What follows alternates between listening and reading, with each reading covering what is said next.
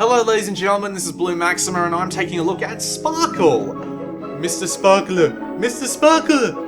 Konnichiwa. If you recognize that reference, you must love The Simpsons. So, what is Sparkle? Well, Sparkle is an odd duck in the sense of that it's actually a really good clone of Zuma or Magnetica or whatever the bloody hell you want to call it.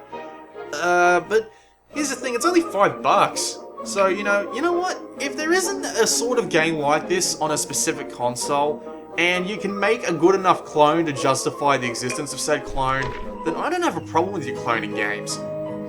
So let's actually play one of these stages. So this is almost exactly what it looks like. It is basically a clone of Zuma, or Magnetica, or whatever the bloody hell you want to call it.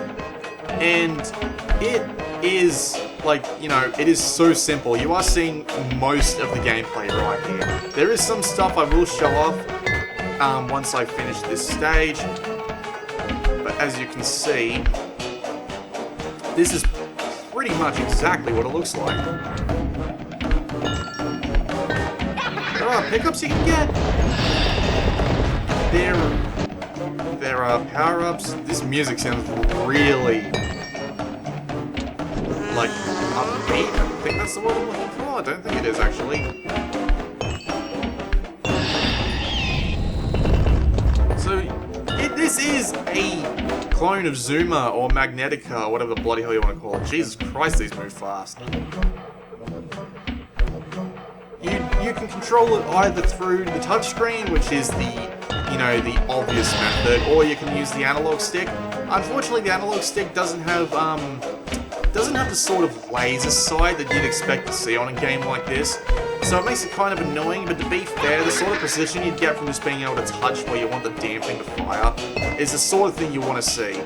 Is the sort of thing you want to be using in this sort of game anyway, so I just use the touchscreen. And the presentation, like, there's a tiny story behind this game, but I mean, like, who the bloody hell cares about story in this sort of game, right?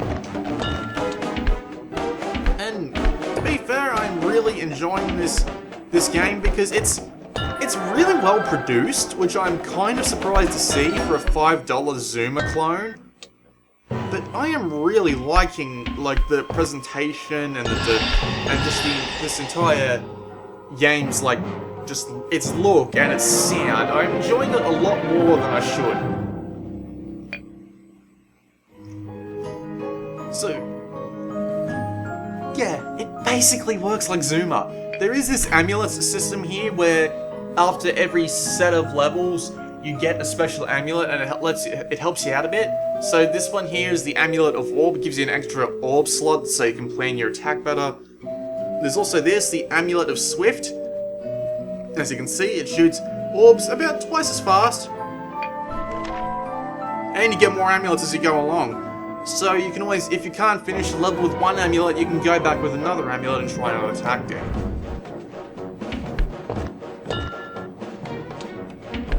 Also, Jesus Christ, that moves really fast for some reason. Good, it's slowing down around that corner. But I mean, it does include, like, survival mode and time trials and good lord, it includes everything that you'd expect. It's well presented. It's got decent design behind it. It's like it's not completely backwards. It's a good game and it's $5 and it's a clone of Zuma, but if you want Zuma on your Vita, this is probably the best you're gonna get until, like, someone like EA gets their head out of that. But I am enjoying this a lot. I'm about to lose.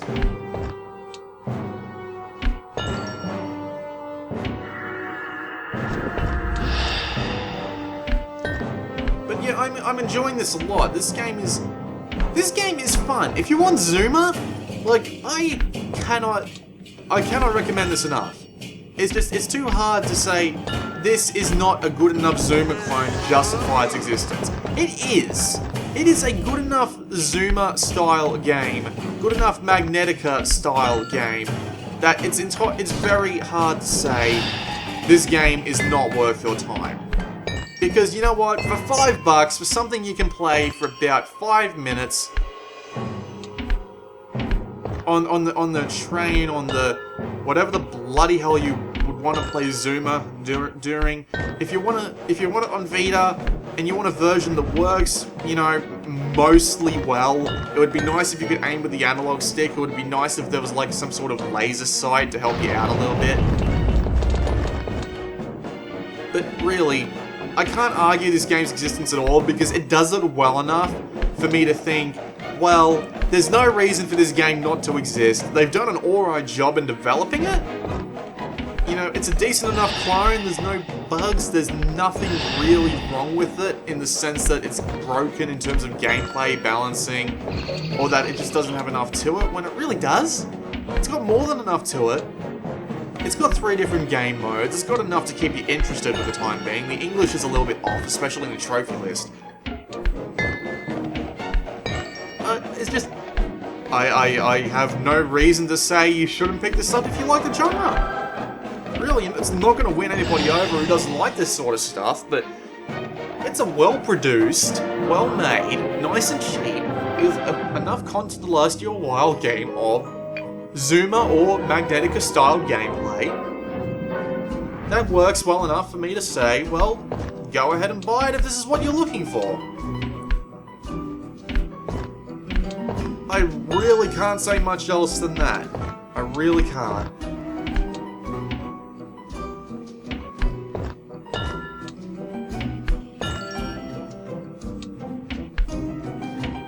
And I really don't know what else to say about Sparkle. I really don't. It's such a simple game, and yet just competent enough to just, well, more than competent enough, I should say. Not just, it's doing fine.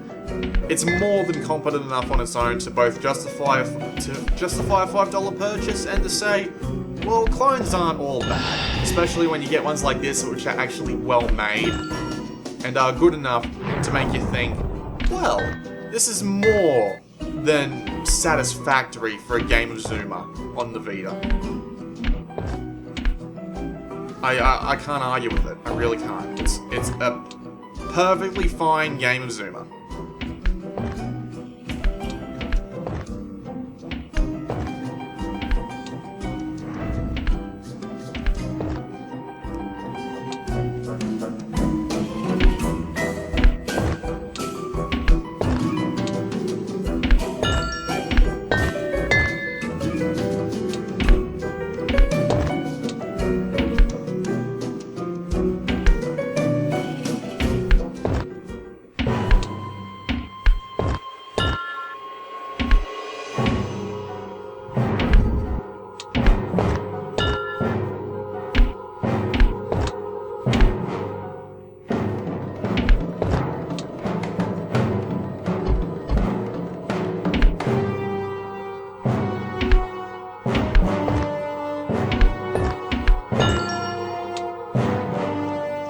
Lose.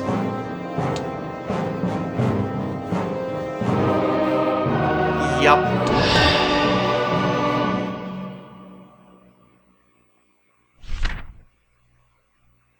Your lives are shown in the center of the orb slinger pad. You've got 4 lives left.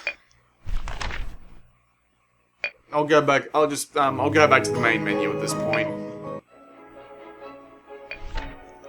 Yeah, pretty sure if you run out of lives, you have to start the quest again. That might be a little bit annoying, but you know, with enough practice, it's like you'll be fine. So let's see. Let's just have a look at the challenges, eh? As you can see, complete levels as fast as you can. I've unlocked a fair few levels, and then you've got survival, which is pretty damn obvious. And in the extras, you've just got your typical stats screen. You've got your typical how to play, which actually, you know, kind of actually has a little bit of an active thing here that just lets you practice, which is pretty neat. And your options, which are your sound effects, your music and your colorblind mode. I always turn on colorblind mode if I can, because it helps me identify stuff better. I'm not colorblind in any sense of the word, I just like having the symbols there. So that was a look at Sparkle. It's $5. Like, if you want a Zoomer game that'll last you a while, and you've got $5 to spend, why the hell not, right? Good. It's good. It's more than satisfactory for a $5 Zoomer clone. This has been Blue Maxima, and I'll see you all next time.